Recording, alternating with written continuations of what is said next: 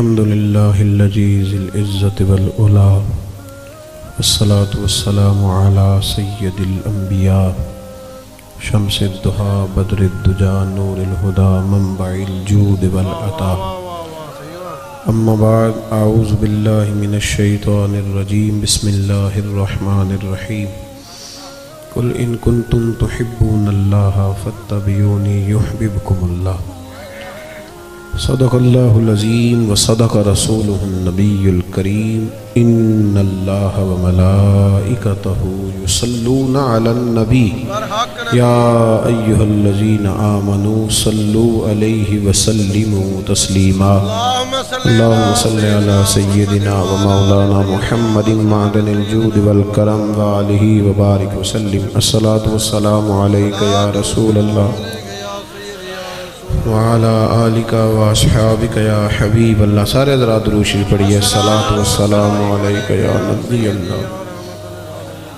وعلى آلك واصحابك یا حبیب اللہ.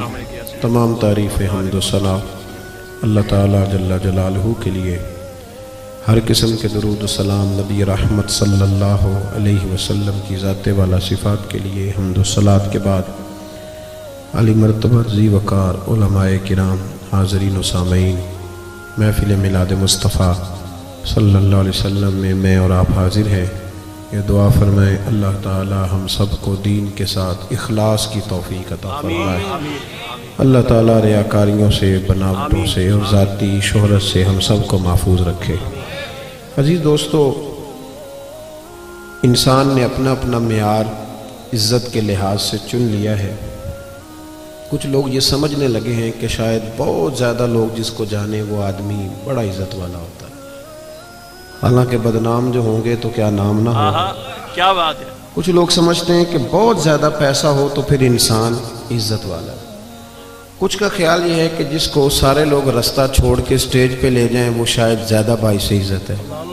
لوگوں نے اپنے اپنا معیار بنایا، لیکن یاد رکھنا اللہ تبارک و تعالیٰ نے ساری عزتیں اپنے محبوب کے قدموں کے ساتھ وابستہ. سبحان اللہ. آپ دین کو چھوڑ کر عزت حاصل کر نہیں سکتے. عزت ساری دین کے ساتھ وابستہ ہے. میری بات پہ توجہ کریں آپ حضرات، اور تھوڑی دیر آپ بات کو سمجھیں گے. میں اتنی دیر بات کروں گا جتنی دیر محسوس کروں گا کہ آپ میری بات کو سمجھ رہے ہیں. یہ کوئی پابندی نہیں ہے کہ اس کو بات کو بڑا کھینچ کے کرنا ہے.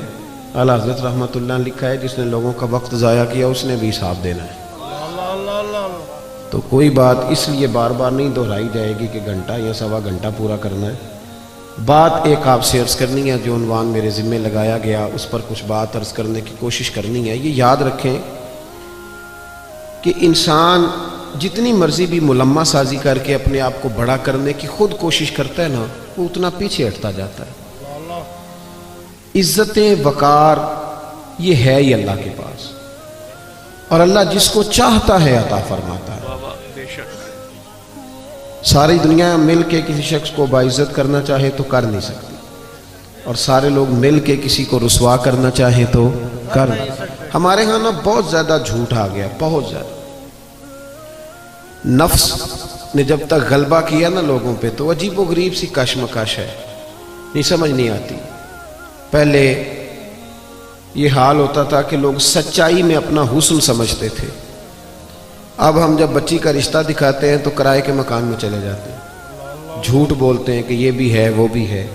تو جب اب رشتے کی بنیاد جھوٹ پہ رکھیں گے تو اس میں پھر محبت کیسے پیدا ہوگی؟ صرف مسئلہ یہ نہیں ہے کہ لڑکے والے لالچی ہیں، مسئلہ یہ ہے کہ لڑکی والے لالچ دے رہے ہیں. تو جھوٹ کے سہارے لوگ عزت حاصل کرنے کی کوشش کرتے ہیں. ابھی میں محفل میں آیا تھا تو ہمارے نقیب نے آپ کو یہ دعوت دی بھائی نے کہ آپ اٹھ کے استقبال کریں. میری یہ رائے ہوتی ہے، میری یہ رائے ہے کہ اٹھ جانا ہی تو خالی ادب کا نام نہیں نا جی. جو دل سے ادب کرتا ہے وہ نہ بھی اٹھے تو پھر بھی ادب والا ہی ہے. مطلب آپ دیکھیں نا، آپ روڈ پہ اگر وزیر چڑھ جائے تو پھر بھی غریب کو رستہ نہیں ملتا، تو اگر کوئی پیر چڑھ جائے تو پھر بھی رستہ کوئی نہیں ملتا. 50 گاڑیاں آگے لگی ہوئی ہیں، بڑی مشکل حالت ہے، پیچھے ہٹ جاؤ، بندوقوں والے فلانے. یہ معیار نہیں. آپ اگر سمجھیں کہ یہ معیار ہے، اس سے کچھ دیکھیں نا. اب تو لوگ سمجھتے ہیں جس کی تصویریں زیادہ چھپتی ہیں وہ زیادہ عزت والا ہے. کوئی معیار ہے؟ تو دولت بھی معیار نہیں، پھر معیار کیا ہے؟ اللہ کریم نے قرآن مجید میں فرمایا اے میرے محبوب کے غلاموں، اگر تم اپنے رب سے محبت کرنا چاہتے ہو نا تو پھر میرے نبی کی غلامی کرو، اور تمہیں ملے گا کیا؟ قل ان کنتم تحبون اللہ، محبوب ان سے فرما دیجیے اگر یہ اللہ سے محبت کرنا چاہتے ہیں تو فاتبعونی، ان سے کہیے آپ کی غلامی کریں۔ عزت کتنی ملے گی؟ یحببکم اللہ، واہ واہ واہ، اللہ خود ان سے محبت فرمائے گا۔ اللہ کرے آپ کو سمجھ آئے میری بات کی، لفظوں پہ غور فرمایا کریں۔ قرآن مجید کی آیت ہے یحببکم اللہ، اللہ خود ان سے محبت کرے گا۔ جس سے وزیر اعظم محبت کرے اس کا کیا حال ہوتا ہے؟ ایم این اے اور ایم پی اے صاحب محبت کریں تو وہ آدمی تو بیچارہ سیدھا کھڑا بھی نہیں ہو سکتا، اتنا بھاگتا دوڑتا ہے۔ تمہیں نہیں پتا کہ ہماری پارٹی کی حکومت ہے؟ تو بتلاؤ نا میرے بھائی، جس سے اللہ محبت کرے۔ کیا بات، کیا بات، اپنا معیار یہ سمجھ لیں کہ سچ میں معیار ہے۔ وہ ہمارے ہاں نا لوگ یہ سمجھنے لگے ہیں کہ اچھے اخلاق والا وہ ہوتا ہے جو میٹھا بولتا ہے، تو میں کہتا ہوں میٹھا تو لوگ مطلب کے لیے بھی بولتے ہیں۔ میٹھا فقط اخلاق میٹھا بولنے کا نام تو نہیں نا میرے بھائی۔ وہ جو سیل مین کپڑا بیچتا ہے نا دکان پہ، اس کی ڈیوٹی ہوتی ہے کہ گاہک جتنا مرضی کڑوا ہو تو انہیں میٹھا ہی بولنا ہے، اور جو مالک لفظ کہتا ہے وہ بڑے شاندار ہیں، وہ کہتا ہے اس کے سامنے نہیں کڑوا بولنا، یعنی بعد میں جو مرضی کرتے رہنا۔ تو یہ اخلاق تو نہیں نا کہ آپ اپنا کام نکالنے کے لیے گدھے سے بھی دوستی کر لیں، کہے میں بڑا با اخلاق ہوں۔ اخلاق تو سچ بولنے کا نام، اخلاق تو پورا تولنے کا نام ہے۔ اور سن لیں اخلاق تو مخلص ہونے کا نام۔ میری بات پہ توجہ کرنا، اخلاق کا بہت بڑا جز جو میرے نبی کریم نے بیان فرمایا، اخلاق کا بہت بڑا جز وہ یہ ہے کہ جو اللہ نے آپ کو دیا ہے نا، آپ اس پہ راضی ہو جائیں، اللہ عزت عطا کر دے گا۔ دو لفظوں میں نبی پاک علیہ السلام نے بات کو سمیٹا۔ ایک صحابی نے کہا تو حضور عزت کیا ہے؟ فرمایا جو رب نے تجھے دیا اس پہ راضی ہو جا تو عزت دار ہو جائے گا۔ عرض کی حضور ذلت کیا ہے؟ فرمایا لالچ نہ کرنا ورنہ ذلیل ہو جائے گا۔ یہاں اس قدر زیادہ لالچ ہے، اس قدر زیادہ لالچ کہ دین جو خالص جو دین اللہ رسول کو راضی کرنے کا نام تھا، آخرت کی فکر کرنے کا نام تھا، وہاں بھی دیہڑیاں لگتی ہیں، وہاں بھی معیار بن گیا ہے۔ میں کہا کرتا ہوں کہ اور بڑے کام تھے، دھوکہ دے کے بندہ اور کسی طریقے سے کمائی کر لیتا کہ اللہ رسول کا نام ہی رہ گیا تھا کمائی کرنا، اسی نام پہ اب کمائی کرنی تھی، اب یہی کام باقی رہ گیا۔ بھائی عزت دیکھیں نا، کچھ لوگ سمجھتے ہیں کپڑوں میں عزت ہے۔ وہ ایک درویش نے مثال لکھی ہے، اس نے کہا کہ ایک آدمی نے نا اپنے بہت سارے دوستوں کو اپنے بیٹے کے ولیمے کی دعوت پہ بلایا تھا۔ تو آپ کو پتہ ہے اب جب تک آپ نے کپڑے زبردست نہ پہنے ہوں تو تب بھی مارکیٹ میں کوئی ریٹ نہیں ہوتا، یہ بھی بہت بڑا معیار ہے۔ اب اس نے دعوت پکائی، سارے لوگوں کو بلایا، تو ایک دوست اس کا تھا بڑا مالدار، اس کی ورک شاپ تھی، تو وہ بیچارہ گھر نہیں گیا بلکہ ورک شاپ سے ہی ولیمے پہ آ گیا۔ تو کپڑے میلے کچالے تھے، تو وہ جو باہر کھڑا تھا نا باڈی گارڈ، اس نے کہا تو کدھر؟ اس نے کہا میرا بھی یار ہے، اس نے بلایا۔ اس نے کہا میرے مالک کے تو سارے تگڑے تگڑے یار ہیں، تیری طرح کا تو اس کا کوئی یار ہے ہی نہیں، تو چھٹی کر۔ اس نے کہا نہیں میرے پاس دعوت آئی تھی، یہ تو بس میں ورک شاپ سے آ گیا ہوں، گھر نہیں گیا۔ اس نے کہا نہیں میاں یہ کوئی معیار نہیں، تیری حالت ہی کوئی نہیں۔ آپ کو پتہ ہے نا آج کل بندے کی قدر نہیں، اس کی جیب کی قدر ہے۔ محفل میلاد میں بھی آپ 1.5 لاکھ روپے آپ کو سٹیج پہ بٹھایا جائے گا، ہاں جس کے ہاتھوں میں نوٹوں کی دتی ہوتی ہے، سارے نعت خانوں کو اس کا نام یاد ہوتا ہے، اس کی نظر شیر بھی کیے جاتے ہیں۔ جس کے پاس پیسے نہیں ہوتے وہ تو بیچارہ پیچھے چھپ کے بیٹھا ہوتا ہے۔ اچھا اس کو تو عاشق رسول بھی کوئی نہیں مانتا، اب تو عشق بھی نوٹوں پہ بکنے لگا ہے کہ جتنے پیسے اونچے اچھالے گا اتنا بڑا عاشق رسول ہوگا۔ کیا تماشا عجیب بنا لیا لوگوں۔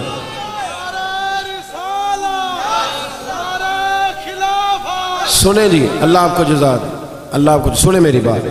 تو وہ بندہ نا بیچارہ فیکٹری سے سیدھا ورک شاپ سے ہی آ گیا، اس نے کو نہ داخل ہونے دیا، کہا بھاگ جا، میرے جو مالک ہیں ان کے تو مالدار لوگ دوست ہیں، تو کدھر سے آ گیا؟ اس کو بڑا غصہ چڑھا، وہ گھر گیا، کاٹن کا سوٹ پہنا، اچکن شچکن پہنی، اچھی طرح تیاری کر کے آیا، تو اس نے گھسنے دیا۔ اس نے کہا نہیں اب ٹھیک ہے، آپ کا حق بنتا ہے۔ وہ جب اندر گیا تو اس نے ڈونگا منگایا سالن کا، اور اپنے کپڑے سالن میں ڈبونے شروع کر دیے. کبھی ویس کو ڈبوتا, کبھی کرتا ڈبوتا, کبھی بازو ڈبو. اس نے کہا یہ کیا کر رہے ہو؟ کہنے لگا میری دعوت تو نہیں, دعوت تو کپڑوں کی ہے, کیونکہ میں تو پہلے بھی آیا تھا, مجھے کسی نے گھسنے ہی نہیں دیا.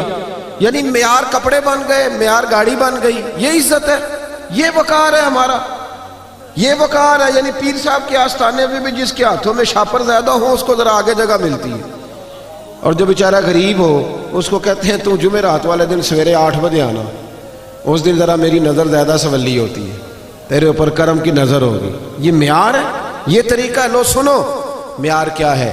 صاحب طبقات نے لکھا, صاحب اسد الغابہ نے لکھا, حضرت عمر کا زمانہ, اللہ تعالیٰ نے بہت زیادہ مال دیا مسلمانوں کو. حضرت حضور اکرم علیہ السلام کے زمانہ ظاہری میں بھی اسلام پر غربت رہی, حضرت ابوبکر صدیق کے زمانے میں بھی غربت رہی, حضرت عمر کے زمانے میں بڑا مال آیا اور لوگوں کو مال ملا. میں نے ایک مضمون لکھا تھا, کبھی شاید اس عنوان پر میری کوئی گفتگو بھی کہیں موجود ہو. میں نے کہا تھا کہ فقیری وہ نہیں ہوتی کہ بندے کی جیب میں کچھ نہ ہو تو فقیر ہے. فقیر ہوتا ہی وہ ہے جو بادشاہی میں فقیری کرے, جو بادشاہی میں فقیری کرے نا, سارا کچھ ہو پھر بھی فقیر ہو, وہ فقیر ہوتا ہے. حضرت عمر کے زمانے میں نا بڑا مال آیا, ظاہری اسباب بھی اللہ نے بڑے دیے, بڑے اسباب. حضرت عبد الرحمن ابن عوف رضی اللہ تعالیٰ عنہ فرماتے ہیں بحرین سے مال غنیمت آیا تو مسجد نبوی میں اتنا بڑا ڈھیر لگا کہ جو اونچے قد والے لوگ تھے وہ بھی مال کے پیچھے چھپ گئے. بدری صحابہ کو 50 ہزار دینار ملے. کتنے جی؟ اللہ تعالیٰ فضل فرمائے. 50 ہزار دینار, سمجھے کروڑوں روپیہ ملا. حضرت عمر کو بھی ملے, لیکن حضرت عمر کے صاحبزادے فرماتے ہیں کہ مسجد سے وہ نکلے اور گھر جانے تک انہوں نے 50 ہزار سارے غریبوں میں بانٹ دیا. صحابہ نہ مسجد میں بیٹھ گئے, میری توجہ سے بات سننا. صحابہ مسجد میں بیٹھ گئے, کہنے لگے یار اتنے ملکوں کے وزیر آتے ہیں, سفیر آتے ہیں, پر عمر فاروق کی طامت وہی پھٹی ہوئی, کرتا وہی پیوند والا, عجیب آدمی ہے. اب تو اللہ نے آسانی بھی دی ہے, کرتا ہی بدل لے. سب کہنے لگے جی کہنا چاہیے, کہنا چاہیے, یہ تجویز آپ کی ٹھیک ہے. بالکل کہیں گے, میں بھی کہوں گا, آپ بھی کہیں گے. جب طے ہو گیا نا عمر کو کہنا ہے تو حضرت ابو دردہ بولے, کہنے لگے یہ تو ٹھیک ہے عمر کو کہنا ہے کرتا لے لو, پر یہ بتاؤ کہ اس شیر سے بات کس نے کرنی ہے, اس شیر سے. اب تو لوگوں کی جیبیں الگ الگ ہے نا, 1000 والی جیب الگ ہے, 5000 والی الگ ہے. اب تو یہ معاملہ ہی ختم ہے نا کہ پیسے دینے ہیں کہ نہیں دینے. تو کہا کس نے کہنا حضرت عمر سے؟ تو صحابہ کہنے لگے کہ ایک بندہ ہمارے پاس ہے جو حضرت عمر سے بات کر سکتا ہے. کہا وہ کون؟ کہنے لگے مولا علی شیر خدا, حضرت علی. اور ان لوگوں کا آپس میں بڑا پیار تھا. اشداء علی الکفار رحماء بینہم, کافروں پہ سخت تھے, آپس میں تو بڑے ہی رحم دل تھے, پیار تھا. اور جب قرآن کہتا ہے آپس میں رحم دل تھے تو پھر ہم قرآن کی مانیں گے, کسی غیر کی نہیں مانیں گے. تو قرآن نے کہہ دیا آپس میں رحم دل تھے تو پھر کسی اور سے ہمیں تفصیل لینے کی کوئی ضرورت نہیں ہے. حضرت علی سے کہا تو مولا علی شیر خدا کہنے لگے بات تمہاری ٹھیک ہے, کرتا عمر کو نیا پہننا چاہیے, میں بھی اسی حق میں ہوں, پر میرا وہ سجن ہے, میں اس کی طبیعت کو جانتا ہوں, مجھے پتہ ہے یہ بات میں بھی نہیں کر سکتا اس کے ساتھ, کیونکہ میں جانتا ہوں. تو جناب پھر کون کرے گا؟ تو حضرت عمر کہنے لگے ایک بندہ ہے, ایک شخصیت ہے, وہ کہیں گے تو عمر مان جائیں گے. کہ وہ کون؟ کہ ام المومنین سیدہ عائشہ صدیقہ رضی اللہ تعالی عنہا, وہ مومنوں کی ماں ہے, ہر ایک کے لیے قابل احترام ہے, وہ کہیں گی تو عمر مان جائیں گے. جناب عمر کسی کی پرواہ نہیں کرتے تھے. کسریٰ کے بادشاہ نے وقت مانگا تو فرمایا جاؤ دوڑ جاؤ, ٹائم کوئی نہیں. لیکن سیدہ عائشہ کے پاس لوگوں نے جا کے کہا کہ یہ بات ہے, عمر کو کہنا کرتا نیا پہنے. جب جا کے کہا نا, اماں جی نے کہا عمر سے بات کر لیتے ہیں, بلاؤ نا ذرا عمر کو. حضرت عمر کو پیغام گیا تو دوڑے ہوئے آئے, پردے کے پیچھے اتحیات میں بیٹھ گئے, آنکھوں میں آنسو. اماں جی میں نے دیر تو نہیں کر دی, اماں جی میں نے کوئی حکم ماننے میں دیر تو نہیں کی؟ کہا نہیں وقت پہ آ گئے ہو. اماں جی کیا حکم تھا؟ جناب فاروق اعظم رضی اللہ تعالیٰ عنہ کے پوچھنے پر سیدہ فرمانے لگی اب تو کئی ملکوں کے وزیر سفیر آتے ہیں اور اللہ نے آسانی بھی دے دی ہے, تو عمر کرتا بدل ہی لے, سب لوگوں کی خواہش ہے. جب سیدہ نے کہا تو فرماتی ہیں میں نے پوری بات عمر کو سمجھائی, پر قربان جاؤں فاروق اعظم رضی اللہ تعالیٰ سنتے رہے. جب میں خاموش ہوئی تو کہا اماں جی مجھے بھی اجازت ہے ایک جملہ کہنے کی. کہا عمر اجازت ہے. تو جناب عمر رو پڑے. کہنے لگے میرے لیے ضروری ہے آپ کی بات ماننا. آپ جیسے کہیں گی میں مان لوں گا, پر مجھے اسی طرح کے کرتے پہنائیے گا جس طرح کے میں رسول پاک کے دور میں پہنا کرتا, اور میں انہی طریقوں پہ چلنا چاہتا ہوں جن پہ ابو بکر صدیق چلے. اماں جی میں سمجھتا ہوں کہ میری عزت کرتے میں نہیں, میری عزت تو محمد عربی کی غلامی میں ہے, آپ مہربانی فرمائیں. کہتی ہیں وہ جناب عمر کی بات میرا کلیجہ چیر گئی اور میں نے رونا شروع کر دیا. میں رونے لگی اور میں نے کہا عمر آپ جائیے, بات صحابہ کی بھی ٹھیک تھی پر جہاں آپ کھڑے ہیں نا سب سے بہترین کھڑے ہیں, آپ جائیے. میرے بھائی کپڑوں میں عزت رہ گئی, گاڑیوں میں عزت رہ گئی, دولتوں میں عزت رہ گئی. اور میرے بھائی دولت میں بڑی عزت ہوتی تو سب سے زیادہ دولت سیدہ فاطمہ الزہرا کے گھر میں پڑی ہوتی.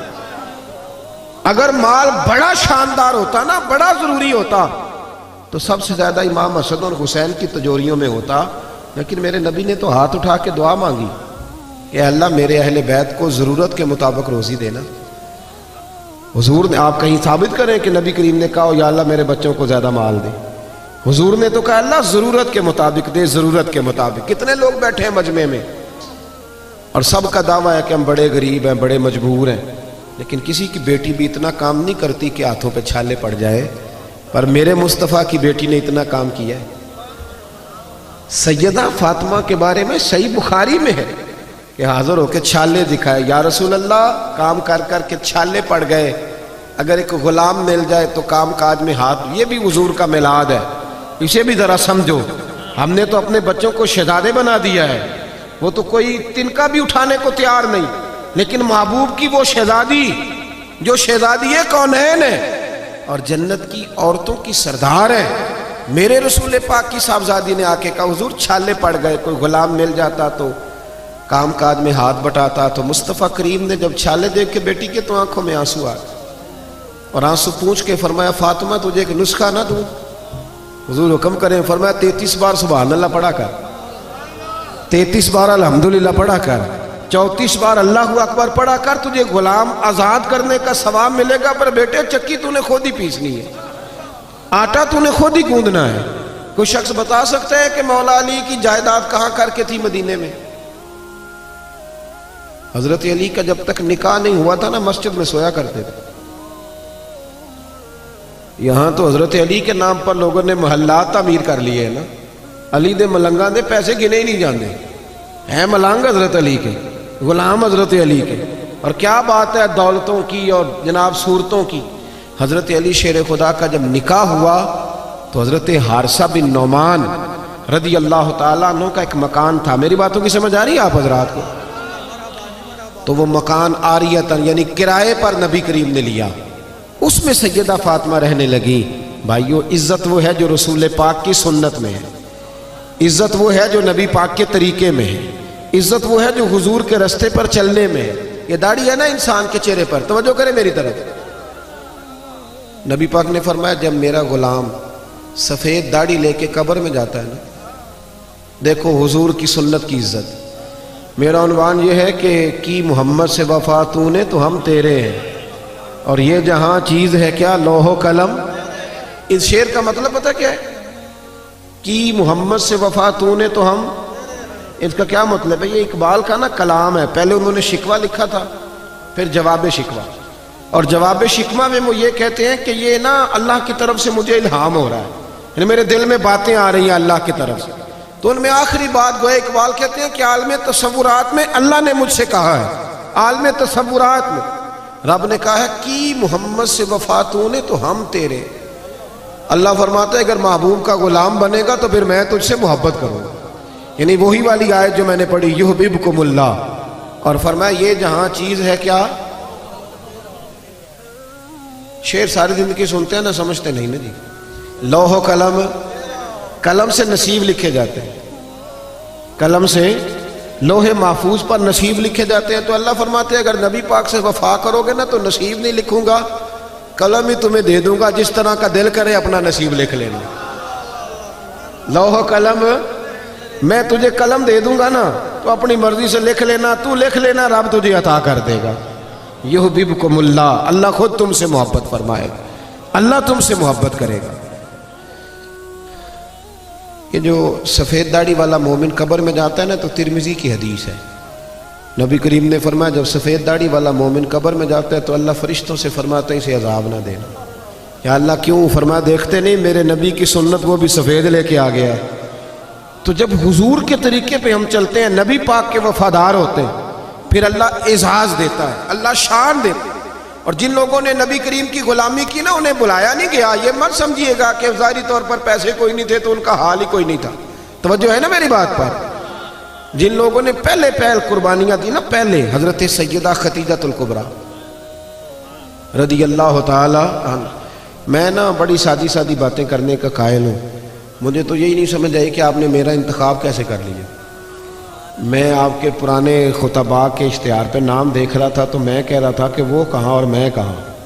इतने पुरजोश तकरीरें सुनने के बाद आपने इतना ठंडा आदमी बुला लिया है जो ना ये कह सकता है कि हाथ खड़े करो, ना ये कह सकता है कि नारा लगाओ, ना ये तबीयत है कि सुभान अल्लाह कहो। ये मिजाज ही नहीं।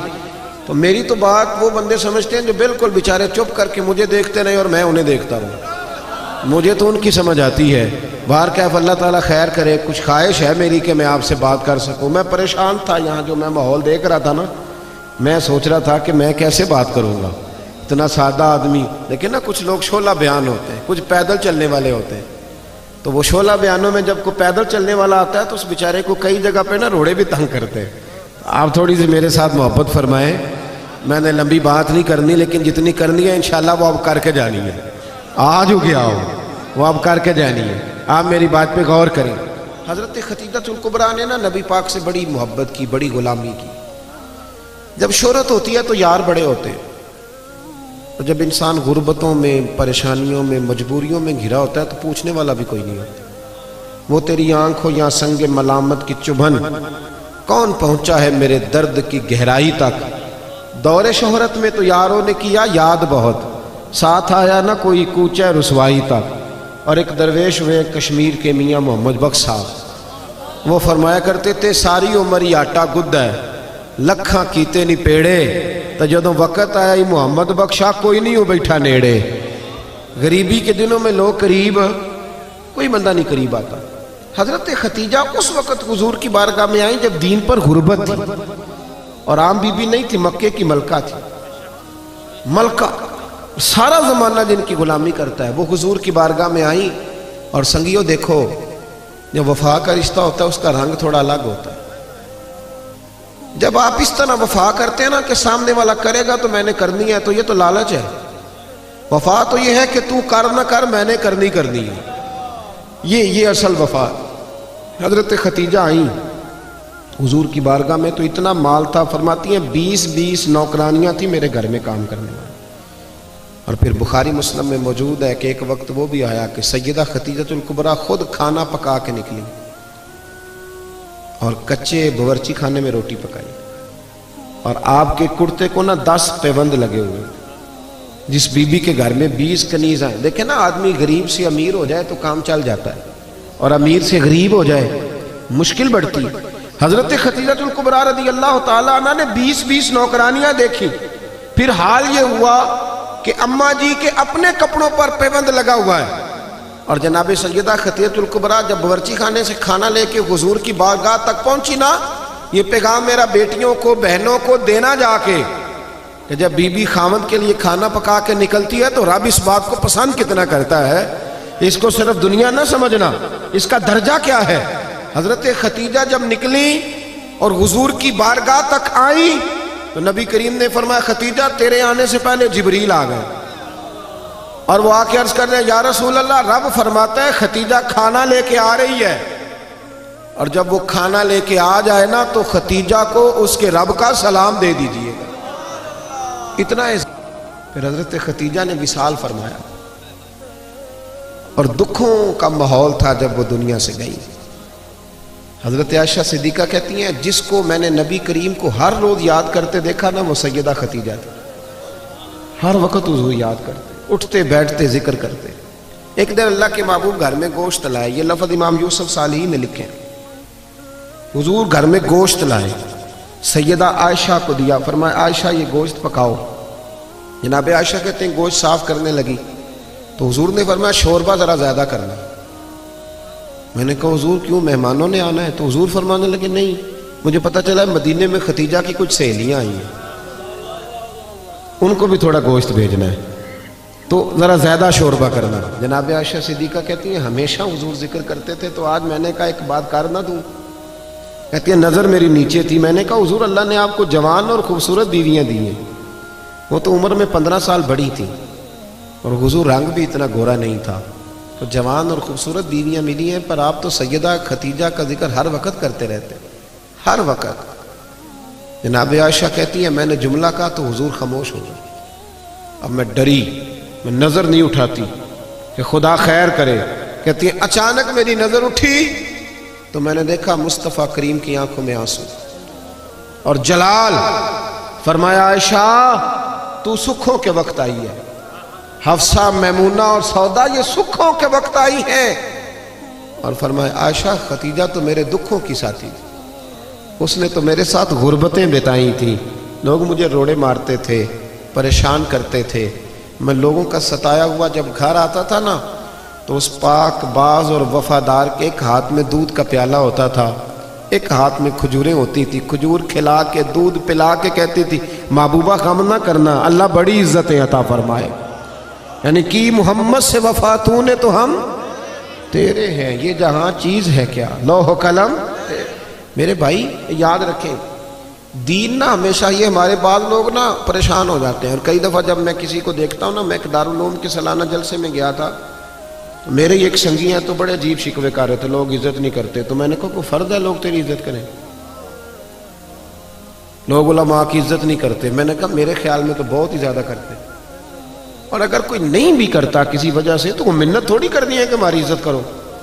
عزت نہ مانگ کے لی جاتی ہے نہ چھین کے لی جاتی ہے، اور کچھ ضروری ہے قوم عزت کرے، عالم کی یہ عزت کم ہے کہ نبی کریم علیہ السلام نے فرمایا جب مومن طالب علم گھر سے پڑھنے کے لیے نکلتا ہے نا، ابھی نکلا ہے، پڑھا نہیں، مدرسے نہیں گیا، ابھی گھر سے نکلتا ہے، اللہ کے معصوم فرشتے اس کے پیروں کے نیچے اپنے پر بچھا دیتے ہیں، لیکن پروں کو دیکھ کے اتنے راضی نہیں نہ ہوتے، راضی تبھی ہوتے ہیں جب گلے میں نوٹوں کا ہار پڑے۔ یہ کوئی ضروری ہے کہ اسی چکر میں پڑے رہنا؟ آپ اس طرح بھی تو توجہ کریں نا، تھوڑا نیچے بھی جھکے۔ بھائی معیار دین جو ہے نا، دین جھوٹ موٹ کا بھی کوئی دین پہ عمل کرنے لگ جائے تو اس کی بھی موجیں لگ جاتی، اللہ کرے آپ کو سمجھ آئے۔ یہ جھوٹ موٹ کے جو لوگ ہیں وہ بھی بازاروں میں نہیں گھومتے، یہ جو اللہ خیر کرے عاشق رسول نعت خواہ میں ملے ہوئے ہیں، جو عشاء پڑھ کے آتے ہیں اور فجر سے پہلے پہلے واپس چلے جاتے ہیں، کوئی پتہ نہیں کیا ماحول ہے، ساری زندگی ہو گئی حضور سے عشق کرتے پر داڑھی نصیب نہیں ہوئی، یعنی کس قسم کا عشق ہے؟ جو عشق تو ہے اور سنت نہیں رسول اللہ کی، یہ ساری زندگی بیت گئی اور نصیب نہیں ہوئی۔ اب تو خیر پیر بھی بہت سارے مارکیٹ میں آ گئے، مولوی صاحب کی تھوڑی سی چھوٹی ہو تو ان کے پیچھے نماز نہیں ہوتی، تو پیر کی چھوٹی ہو تو بیعت ہو جاتی ہے۔ لیکن ہمارا معیار ہے نا جی، مولوی صاحب کی مسجد سے چھٹی ہو جاتی ہے، پیر صاحب کو کون نکال سکتا ہے گدی نشینی؟ جرت ہے کسی کی؟ اب تو پیروں کے بچوں کو لوگ شہزادے کہنے لگے ہیں، تو میں نے کہا اس کے ابے کو بادشاہ کہا کریں پھر، کیونکہ شہزادے تو بادشاہوں کے ہوتے ہیں۔ عجیب معیار بن گیا نا، اس کو بدلیں۔ فقیری اور چیز کا نام، فقیری تو رسول اللہ کی غلامی کا نام ہے۔ اورنگزیب عالمگیر کے بارے میں اعلیٰ حضرت فاضل بریلوی رحمۃ اللہ نے لکھا ہے کہ اورنگزیب عالمگیر ایک دن بیٹھے تھے تو ایک بہروپی آ گیا، آ کے کہنے لگا بادشاہ میں روپ بدل کے دکھاؤں گا، اگر آپ مجھے نہ پہچان سکے تو میں آپ سے انعام لوں گا۔ اورنگزیب کہنے لگے کہ میں کوئی ایسے ویسے ہی حکمران ہوں؟ ہمارے پاکستان کے حکمران تو کہتے ہیں مجھے تو سویرے پتہ چلا ہے کہ ملک میں کیا ہو رہا ہے، ہندی سویرے آنکھ کھلی ہے تو پتہ چلا ہے، نہ ادھر ادھر کی تو بات کر، یہ بتا کہ قافلہ کیوں لٹا؟ مجھے راہزنوں سے غرض نہیں، تیری راہبری کا سوال ہے۔ کہتا جی مجھے سویرے پتہ چلا ہے، تو اتنا نابینا تھا تو تجھے آنے کی کیا ضرورت تھی؟ ہوش کرنا بھائی، اب تو حکمران ہے، تو خیال کر، معیار کو سمجھ۔ اورنگزیب سے بہروپیہ کہنے لگا روپ بدل کے دکھاؤں گا، اگر آپ نہ پہچان سکے تو انعام لوں گا۔ تو بادشاہ کہنے لگا تو زور لگا لے جتنا ہے، ایسا کوئی بہروپیہ ہے ہی نہیں جو مجھے دھوکہ دے سکے۔ ملا جیون کے شاگرد تھے نا اورنگزیب عالمگیر، صاحب تفسیرات احمدیہ کے، تو بادشاہ نے نا ایک دن کوئی ٹیچر بھرتی کرنے تھے، تو وہ بھی آ گیا بڑی ساری ٹوپی پہن کے، جس طرح جناح کیپ نہیں ہوتی آج کل، تو بڑی ساری ٹوپی پہن کے نا تو وہ بھی پہنچ گیا، ہاتھ میں چھڑی پکڑی ہے اور ویسٹ کو ٹچکن بڑا اچھا تیار ہو کے آیا۔ بادشاہ سب ٹیچروں کے انٹرویو کر رہے تھے، جب اس کی باری آئی نا تو بادشاہ نے 10 روپے دیے، کہنے لگا یہ تیرا آنے جانے کا کرایہ ہے، میں نے تجھے پہچان لیا ہے، چل دوڑ جا۔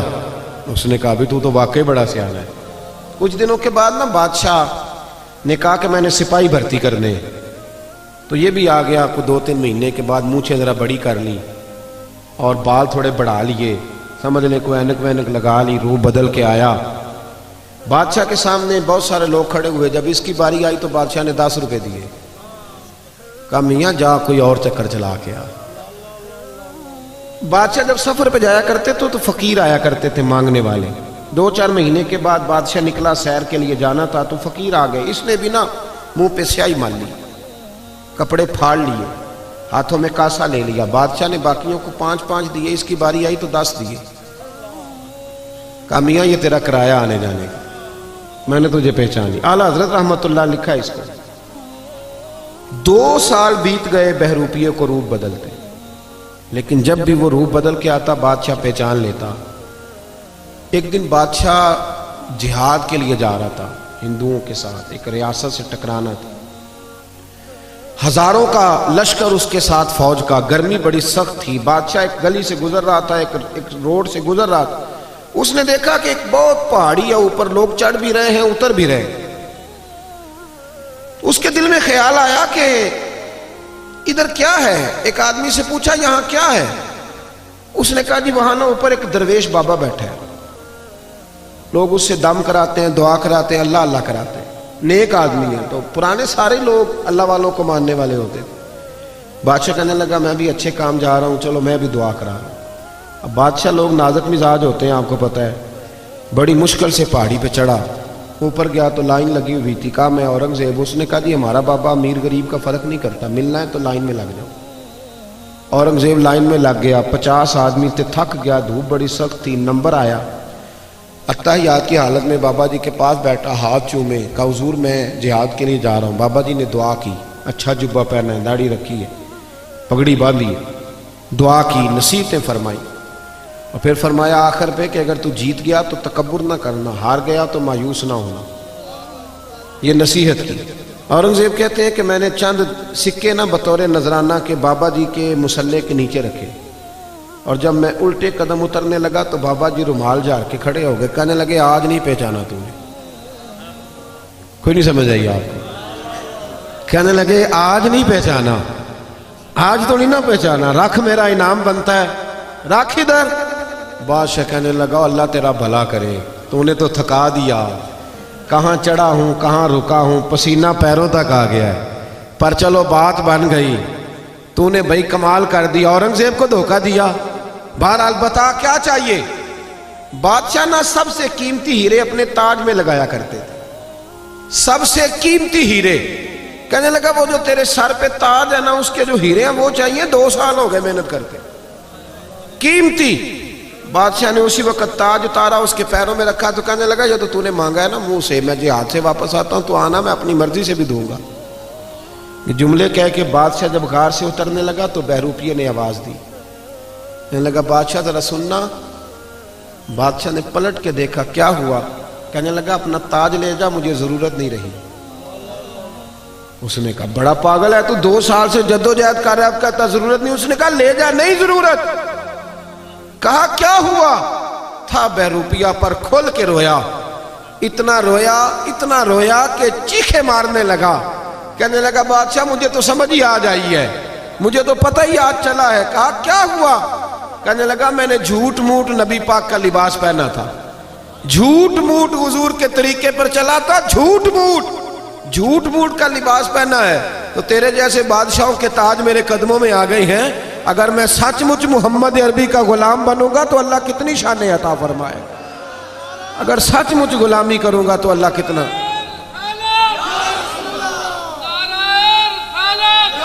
بھائی یہاں تو جنہوں نے جھوٹ موٹ نام لیے ان کی موجیں لگ گئی، تو جو سچ مچ کریں گے بتائیے اللہ کتنی شانیں عطا فرمائے۔ اپنا معیار نہ بدلے کبھی بھی معیار. ہمارا معیار بڑا عجیب ہو گیا ہے, بڑا عجیب معیار ہے.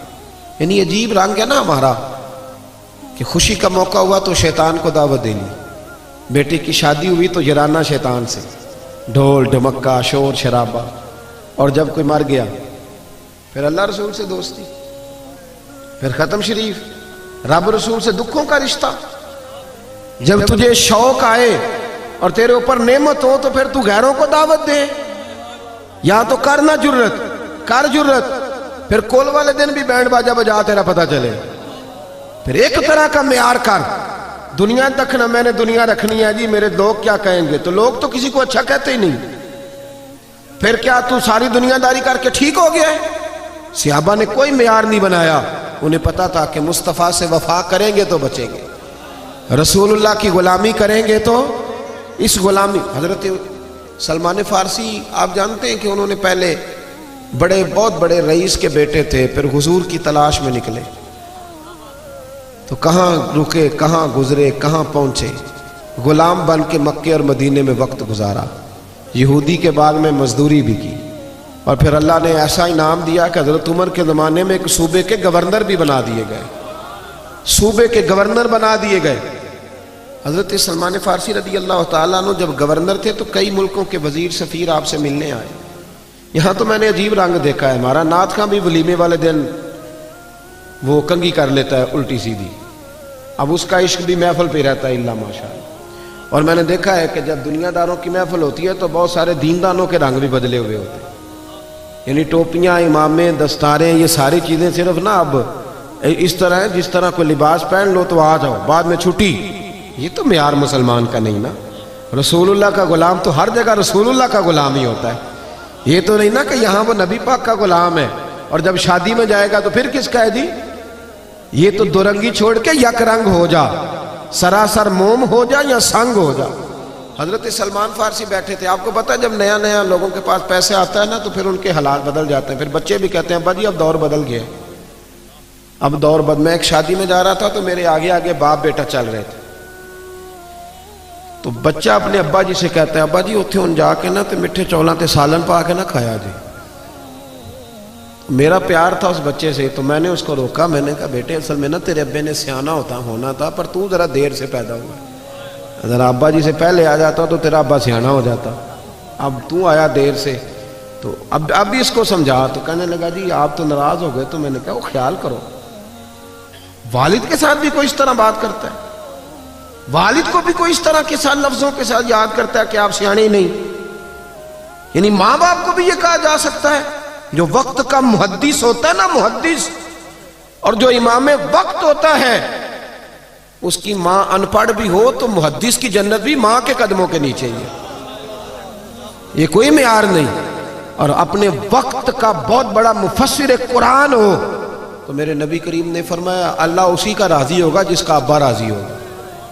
باپ چاہے ان پڑھ ہو, صرف مومن مسلمان ہونا شرط ہے, تو معیار نہ بدلے. حضرت سلمان فارسی بیٹھے تھے, کھانا لگا ہوا تھا دسترخوان پہ. حضور علیہ السلام نے فرمایا ہے کہ جب تم دسترخوان پہ روٹی کھاؤ تو کوئی لقمہ دسترخوان پہ گر جائے تو اٹھا کے کھا لو, اللہ تمہاری بخشش فرما دے گا. تو اب کئی وزیر سفیر آئے ہوئے تھے, اب تو دسترخوان رہے نہیں, آپ کو پتہ ہے اب تو ڈائننگ ٹیبل ہے اور اب تو معیار بالکل بدل گیا. تو دسترخوان پر بیٹھے تھے سب لوگ, ایک لقمہ حضرت سلمان فارسی کے ہاتھ سے دسترخوان پر گر گیا. آپ نے پہلے وہ لقمہ اٹھایا, پھر دسترخوان پہ انگلی پھیر کے نا اس کو چاٹنے لگے, تو قریب ایک صحابی کان میں کہنے لگے حضور ٹھہر جائے, یہ لوگ کیا کہیں گے, ان کو جا لینے دیں, اس کے بعد کر لیجئے گا, ان کو نہیں پتا ابھی ہمارے معیار کا. کان میں بات کی تھی, چاہیے تھا حضرت سلمان فارسی بھی کان میں جواب دیتے, پر وہ تو جذباتی ہو گئے. فرمانے لگے کیا کہا تم نے, یہ لوگ کیا کہیں گے؟ فرمایا ان 4 دنیا داروں کے لیے میں اپنے نبی کا طریقہ چھوڑ دوں, ان 4 دنیا داروں کے لیے رسول اللہ کا طریقہ چھوڑ دوں. اور پھر اتنے جذبات میں آئے کہ پگڑی اتر گئی, اپنے بال ہاتھوں سے پکڑ لی اور فرمانے لگے سن, میں تو مکے اور مدینے کے باغوں سے کھجوریں اتار کے بیچتا تھا, یہ جو میرے سر پر عزت کے بال ہیں یہ محمد عربی کے اگائے ہوئے ہیں. حضور نے مجھے عزت دی ہے اور آج میں حضور کا طریقہ چھوڑ جاؤں, نبی پاک کے طریقے سے ہٹ جاؤں؟ نہ معیار بدلے. مسلمان کی عزت صرف اور صرف میرے نبی کے قدموں میں ہے. یہ جتنا مرضی باؤ بن جائے، اپ ٹو ڈیٹ ہو جائے، یہ سارا زمانہ گھوم کے آ جائے، اس کی عزت رسول اللہ کے قدموں۔ میں ملک سے باہر گیا تو آپ کو پتہ ہے ہمارے جو باہر لوگ ہیں تو وہ بڑا بڑا رنگ دکھاتے ہیں، وہ پکی سڑکیں دیکھ کے پریشان ہو جاتے ہیں کہ ان کی سڑکیں بڑی پکی ہیں۔ تو مجھے بھی انہوں نے بڑے بڑے ٹھنڈے ٹھنڈے شہر دکھائے، بڑا کچھ ہوا، مجھے بہت سارے وہاں کے شہر دیکھنے کا موقع میسر آیا۔ تو واپسی پہ جو میرے میزبان تھے وہ مجھے کہنے لگے آپ کو ہمارا ملک کیسا لگا؟ تو میں نے کہا یہ تبصرہ کرنا کوئی ضروری ہے؟ کہنے لگے نہیں آپ واپس جا رہے ہیں تو ایک سوال ہوتا ہے تو بتا دیں کیسا لگا۔ تو میں نے کہا میری اصل میں مجبوری یہ ہے کہ میں انگریزوں کا یہ ملک دیکھنے سے پہلے مدینہ دیکھ چکا ہوں، اور مدینہ دیکھ کے اب میں کسی انگریز کے ملک کی تعریف کروں تو یہ ہو نہیں سکتا، یہ معیار نہیں۔ جنوں ویکھ کے ٹھر دیاں اکھیاں نے، جنوں ویکھ کے ٹھر دا سینہ ہے، ربا تیری ساری خدائی چ ایک ہی تے شہر مدینہ ہے۔ یہ کیا معیار ہوا کہ وہاں کھڑے ہو کے وہاں سمجھ کر مدینہ منورہ میں حضور کے مواجہ پہ حاضری دے کے باہر نکلا تو میرے شہر کے ایک بہت بڑے سیاسی آدمی تھے، مجھے مل گئے، پیر صاحب السلام علیکم۔ وعلیکم السلام۔ تو کہنے لگے آپ بڑی گھٹن والی زندگی گزار رہے ہیں، کسی بڑے بڑے آدمی کے پاس نہیں جاتے، تو آپ کو لے نہ جائیں ذرا اسلام آباد کی؟ تو میں نے کہا جی مجھے بھی آپ کی بھی کوئی سمجھ نہیں آئی، جس بندے کو سب سے بڑی بارگاہ میں کھڑے ہونے کا موقع مل جائے پھر وہ چھوٹا ہی ہے نا کہ چھوٹے چھوٹے لوگوں کے پاس جا کے منتیں کرتا پھرے۔ کہنے لگے کیا مطلب؟ میں نے کہا مجھے تو حضور نے اپنے مواجہ اقدس پہ کھڑا کر لیا ہے، اب میں وڈیروں کے سامنے جاؤں، اب میں دنیا داروں کے سامنے جاؤں، اب میں ان کی طرف دیکھوں؟ یہ معیار نہیں مسلمان کا، خوددار بن کے جئیں گے، اس لیے کہ ہماری عزت نہ دولت سے نہ شہرت سے، عزت تو رسول اللہ کے قدموں سے۔ حضرت عمر فاروق کے پوتے تھے حضرت سالم بن عبداللہ بن عمر، طواف کعبہ کر رہے تھے، مکے کا گورنر آ گیا عبد الملک بن مروان، بیت اللہ وہاں بھی نا میں نے دیکھا اللہ ماشاءاللہ بیچارے مرید وہاں بھی جو الجھ گئے نا وہ وہاں بھی بیچارے بوتلیں اٹھائی ہوئی ہیں بھاگے ہوئے۔ میرا بھی ایک مرید ہے بڑی دور رہتا ہے مکے سے، مجھے فون کیا، کہنے لگا پیر صاحب ناراض نہ ہونا میں بڑی دور ہوں آ نہیں سکتا۔ اور میں نے کہا خدا کے بندے اگر تو بڑا مالدار ہوتا تو تجھے یہاں آنے کی کیا ضرورت تھی؟ غریب آدمی ہے، اپنی مزدوری کر دھیان سے، میں تو حاضری دینے آیا ہوں کہ یہاں بھی میں چندے اکٹھے کرنے کے لیے آیا ہوں۔ معیار بدلے تھوڑا سا۔ یہ جو رشتہ دار جاتے ہیں وہاں جا کے ان کی بھی خواہش ہوتی ہے کہ سارے رشتہ دار آ جائیں، ماں بدولت حاضر ہوئے، وہ بھائی وہ مزدوری کرنے گیا ہے، اس کا خیال کرے تھوڑا سا، معیار بدلے۔ خودداری میں عزت ہے۔ یہ جو لوگ سہارے ڈھونڈتے پھرتے ہیں نا کہ میری پھپھی مہربان ہو جائے امریکہ والی تو میں بچ جاؤں گا، اور میرا ماموں لندن والا نظر کرم کرے تو میں بچ جاؤں گا، کوئی سیاست دان ہے، بزدل لوگ ہیں، یہ کمزور ہیں، چھوٹے دل کے ہیں۔ جو تگڑے لوگ ہوتے ہیں وہ سہارے ڈھونڈا نہیں کرتے، وہ سہارا بنا کرتے ہیں۔ جو باوقار لوگ ہوتے ہیں، حضرت سالم بن عبداللہ طواف کعبہ کر رہے تھے، تو آپ کو پتہ ہے جب 7 چکر پورے ہوتے ہیں تو بندہ بیت اللہ کے سامنے ہوتا ہے، تو کعبہ شریف کے بالکل سامنے کھڑے تھے تو خلیفہ آ گیا، آ کے کہنے لگا السلام علیکم، فرمایا وعلیکم السلام۔ کہنے لگا جی میں مکے کا گورنر ہوں، کو حکم ہو تو بتائیے گا۔ تو حضرت سالم بن عبداللہ فرمانے لگے تو بڑا ہی بیوقوف ہے بھائی، کس نے تجھے گورنر بنا دیا؟ کہنے لگا حضور کیا ہوا؟ فرمایا بڑا پاگل ہے تو۔ کہا حضور حکم کریں۔ فرمانے لگے بیت اللہ شریف میں آ کے خانہ کعبہ کے سامنے کھڑے ہو کے بھی میں دنیا داروں سے مانگوں گا، یہاں آ کے بھی۔ آپ کو پتا ہے حضرت نے لکھا ہے کہ کسی فقیر کو مسجد میں 1 روپیہ دو تو باہر نکل کے کفارے کے طور پر 70 روپے دو، یعنی یہ مسجد میں بھی آ کے بندوں سے مانگتا ہے۔ یہاں تو اللہ رسول سے مانگنا چاہیے تھا، اولیاء سے مانگنا چاہیے تھا، اور یہاں آ کے بھی سیٹھوں سے سوال کرتا ہے، مسجدوں میں آ کے بھی، مسجدوں میں بھی۔ وہ خطیب صاحب کہتے ہیں جی میں نبی پاک کے نام کا کھاتا ہوں، اور پہلے کہتے ہیں 25,000 جمع کراؤ پھر چلوں گا۔ بھئی تو حضور کے نام کا کھاتا ہے تو نبی پاک تو تجھے گھر میں بیٹھے بیٹھے بھی دے دے گے، یہ کیا معیار ہے؟ کہتے ہیں جی میں نے حاضری لگوانی ہے نبی پاک کی بارگاہ میں۔ تو میں نے کہا گھر بیٹھ کے نعت پڑھ لے، وہاں بھی حاضری لگ جاتی۔ حضور تو ہر جگہ حاضر و ناظر ہیں، دیکھتے ہیں، معیار بدلے، سمجھے۔ حضرت سالم ابن عبداللہ فرمانے لگے اللہ کے گھر میں آ کے بیت اللہ کے سامنے کھڑے ہو کے بھی سیٹھوں اور نوابوں سے مانگوں گا، یہاں آ کے بھی۔ تو وہ ڈر گیا، کہنے لگا پہلی دفعہ کسی فقیر سے پالا پڑا تھا، میرے پیروں تک پسینہ نکل گیا، یہ تو مرد ملا ہے۔ کہتے ہیں میں نہ وہاں سے باہر نکلا جیسے آج کل لوگ باب عبدالعزیز سے یا باب فہد سے باہر نکلتے ہیں۔ کہتے ہیں میں باہر نکلا تو حضرت سالم بن عبداللہ بھی باہر آئے، تو میں نے کہا حضور اب تو بیت اللہ نہیں، اب تو باہر آ گئے مسجد الحرام سے، اب بھی کوئی حکم ہو تو بتا دیں۔ فرماتے ہیں مسکرانے لگے، کہنے لگے اگر تو نہیں جان چھوڑتا تو چل بتا تجھ سے دین مانگوں کہ دنیا مانگوں؟ کیا مانگوں، دین کے دنیا؟ کہنے لگا حضور میں تو دنیا دار ہوں، دنیا ہی دے سکتا ہوں، دیندار تو آپ ہیں۔ جناب سالم بن عبداللہ مسکرائے اور اس کے کندھے پر تھپکی دی، فرمانے لگے جا پھر اپنا کام کر، دنیا تو میں نے اس سے کبھی نہیں مانگی جس نے دنیا بنائی ہے، اس سے کبھی سوال دنیا کا نہیں کیا، اس سے بھی اس کے محبوب کی غلامی مانگی، جا اپنا کام کر، تجھ سے میں دنیا مانگوں گا تو مجھے دنیا دے گا، جا اپنا کام کر۔ خودداری جو ہوتی ہے نا، خودداری، وہ ایک شاعر بیٹھا تھا تو کوئی آدمی اس کے 5 روپے ہاتھ میں تھما گیا، بیچارہ کو پتہ ہے کئی شاعروں کی حالت بھی طرز کھانے والی ہوتی، لیکن بندہ بڑا قیمتی تھا، کوئی 5 روپے تھما گیا اس کے ہاتھ میں، لیکن اس نے ایک شعر کہا مجھے تو اتنا پسند آ گیا کہ کئی انقلاب برپا کر دیتے ہیں نا جملے، انقلاب برپا کر گیا۔ وہ 5 روپے کوئی سیٹ پکڑا گیا تو اس نے آواز ادھر آ بھائی، ادھر آ۔ وہ بندہ واپس آیا تو اس نے کہا یہ 5 روپے کیوں دیے؟ کہنے لگے تو غریب ہے، تجھے ضرورت ہوگی۔ وہ کہنے لگا ضرورت ہوگی تو میں اللہ سے مانگوں گا، اللہ کے رسول سے مانگوں گا، اپنے مرشد سے مانگوں گا، سیٹھوں نوابوں سے مانگوں۔ اٹھا اور شعر کہا تو قلم توڑ دیے۔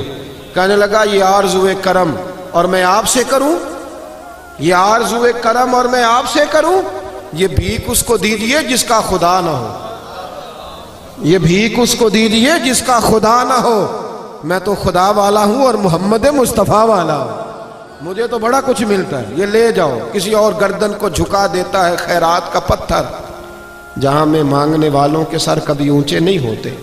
پرانے بادشاہ جو ہوتے تھے نا، ان کو بڑا شوق ہوتا تھا تعریفیں کرانے کا، ان کو بڑا شوق ہوتا تھا، اور ان کو میں بس مضمون سمیٹنے کی طرف آ رہا ہوں، بات سمیٹ رہا ہوں۔ یہ بڑا شوق ہوتا تھا بادشاہوں کو تعریفیں کرانے کا، آج بھی آپ کو پتہ نا بڑا شوق ہوتا ہے۔ یہ ہمارے سٹیجوں پہ بھی یہ حال ہوتا ہے کہ جس کی ڈیوٹی ہوتی ہے اعلان کرنے کی، وہ ایسے ایسے لقب کہہ دیتا ہے کہ وہ جس کے لیے کہہ رہا ہوتا ہے وہ بھی سوچتا ہے کہ اس کا ترجمہ کیا ہے جو اس نے کہہ دیا ہے، یعنی اس کا معنی کیا تھا، پر ڈیوٹی لگی ہوئی ہے کہہ دیتے ہیں، یعنی لقب کے بیچ میں بندہ ڈھونڈنا مشکل ہو جاتا ہے کیا کچھ کہہ گیا۔ اور اگر اس سے پوچھیں کہ تجھے پتہ ہے تو کہتا ہے نہیں میں اشتہار تو پڑھے ایسا۔ جی فلسفہ ہے بھئی، آپ سادی سی بات کریں، لوگوں کو کیا پتا بیچاروں کو کہ یہ خطیب پاکستان کا ترجمہ کیا ہے اور مقرر ذی شان کا معنی کہاں سے ڈھونڈنا ہے۔ سادہ سا نام لکھیں۔ میں تو منت کرتا رہتا ہوں دوستوں کی کہ اشتہاروں پہ تصویریں بھی نہ لگایا کریں، کوئی ضرورت نہیں ہے اس کی۔ اللہ تعالیٰ توفیق دینے والا ہے، حسن ہمیشہ سادگی میں ہوتا ہے۔ یہ جو ریاکاری ہوتی ہے یہ تو اداکاری ہوتی ہے، تو اداکاری آپ کتنی دیر کریں گے؟ اداکاری کر کے بندہ تھک جاتا ہے۔ نارمل زندگی میں مزہ ہے، ان چکروں میں نہ پڑے، اس سے باہر آئیں۔ جو نارمل زندگی ہے اس میں رہے، سادے۔ ہمارے بزرگوں نے کوئی ملمہ سازی نہیں کی، پر اللہ نے انہیں بڑی شانیں عطا فرمائی۔ آپ سارے اکابرین کو دیکھ لیں۔ فرزق شاعر گزرا ہے اہل عرب کا، تو وہ بڑے زبردست قصیدے لکھتا تھا، بڑے زبردست قصیدے لکھتا تھا، تو بادشاہ اسے انعام دیتے تھے۔ آج بھی آپ یقین کریں بڑے انعام ملتے ہیں قصیدے، جو قصیدے اچھے پڑھے اس کو وزارت اچھی ملتی ہے، پتہ ہے نا آپ کو۔ جو اچھے قصیدے پڑھنے والا ہو نا، اچھے بوٹ پالش کرے، وہ اچھا وزیر بنتا ہے۔ باقی جو قصیدے نہیں پڑھے گا پیچھے رہ جائے گا۔ تو درباری لوگوں کو ہمیشہ لوگوں نے نوازا ہے، تو بڑے قصیدے پڑھتا تھا۔ عبد الملک بن مروان کہتے ہیں میں طواف کعبہ کے لیے جب حاضر ہوا نا، تو میں طواف کر رہا تھا، تو میرے بالکل پیچھے نا حضرت امام زین العابدین بھی آ گئے۔ جب امام زین العابدین آئے تو لوگوں نے رستہ چھوڑ دیا۔ کچھ عزتیں خدائی ہوتی ہیں نا، لوگوں نے رستہ چھوڑا، تو خلیفہ کو بڑا برا لگا کہ مجھے میرے لیے چھوڑا نہیں، امام کے لیے چھوڑا ہے، پر تیری نسل پاک میں ہے بچہ بچہ نور کا، تو ہے عین نور تیرا سب گھرانہ۔ تو وہ نا فوری طور پہ فرزق سے کہنے لگا کہ یہ ان لوگوں کو میں پوچھ لوں گا، یہ انہوں نے زین العابدین کو رستہ چھوڑا، میرے لیے نہیں چھوڑا۔ تو شاعر کہنے لگا، تیز آدمی تھا، کہنے لگا بادشاہ ان کو تو پوچھ لے گا تو وہ ذرا حجر اسود کی طرف بھی دیکھ، جدھر جدھر امام زین العابدین گھومتے ہیں وہ بھی ادھر ہی گھومتا جاتا ہے، حضور کی اولاد کا تو وہ بھی ادب کر رہا ہے، اور تو کہتا پوچھ لوں گا۔ تو وہیں کھڑے کھڑے نا اس نے 100 شعر کہہ دیا امام زین العابدین کی شان۔ بڑا زبردست شاعر تھا نا، جو فی البدی اہل زبان لوگ ہوتے ہیں وہ کمال کر دیتے ہیں. قصیدہ کا تو 100 شعر وہیں پہ، تھوڑی کی دیر میں اس نے اتنے شعر کہہ دیے. بادشاہ کو برا لگا، اس نے بعد میں کوئی بہانہ بنایا. اپنے مخالفین پہ تو پرچے بندہ کٹوا ہی لیتا ہے نا بعد میں اقتدار میں آ جائے. اس نے پھر نا بہانہ بنایا، اور یہ سارے ایسے ہی کرتے رہے ہیں. جن پر آج پرچے ہیں یہ کل کسی اور پر پرچے کٹاتے تھے. یہ بس ہمارے ملک میں نا سوچ ایک ہی ہے، نمبر پلیٹیں ہی بدلتی ہیں، گاڑیاں وہی پرانی ہیں. اس کی نمبر پلیٹ اتار کے اس کو لگا دو، اس کی اس کو لگا دو، باقی بیچ میں انجن وہی پرانے ہیں سارے. تو انجن پرانے سے کام نہیں چلتا، گاڑی نہیں ہو تو پھر ہی انجن نیا لگے تو گزارا ہوتا ہے. بہرحال یہ عنوان نہیں، ورنہ اس پر بات کرتا، بات ختم کرنا چاہ رہا ہوں. جب قصیدہ لکھا نا تو فارغ ہوئے نا، تو بادشاہ نے پکڑ کے، گورنر نے حضرت امام زین العابدین کی شان لکھنے کے جرم میں شاعر کو نا جیل میں ڈال دیا. امام زین العابدین کو پتہ چلا تو آپ نے 500 دینار جیل میں بھیجے، فرمایا میری وجہ سے تجھے جیل ہوئی ہے. تو اس نے بھی پھر کمال کر دیا، جواب لکھا. کہنے لگا حضور ساری زندگی جو قصیدے لکھے ہیں نا وہ دولت کے لیے لکھے، اور اللہ کی عزت کی قسم آپ کا جو قصیدہ لکھا ہے وہ محمد عربی کی رضا کے لیے لکھا ہے، یہ پیسوں کے لیے نہیں لکھا. یہ پیسے واپس رکھ لیں، اس لیے کہ اگر میں مصطفیٰ سے وفا کروں گا نا تو پھر رب میرا مجھ سے بڑی ہی محبت فرمائے گا. کی محمد سے وفا تو نے تو ہم تیرے، یہ جہاں چیز ہے کیا لوح و قلم تیرے. 2 باتیں سن لیں، میں بات ختم کرنے لگا ہوں. ایک تو اگر آپ نماز نہیں نہ پڑھیں گے تو لوگ ہماری محفل پر تنقید کریں گے کہ یہ محفلیں تو کراتے ہیں مسجدوں میں نہیں آتے. آپ کا دل کرتا ہے تنقید ہو، تسی بولتے ہی نہیں تو پتہ نہیں تھوڑا کی پروگرام ہے. پڑھیں گے صبح کی نماز جماعت کے ساتھ. جنہوں نے عشاء نہیں پڑھی وہ جلدی سے پڑھ لیں.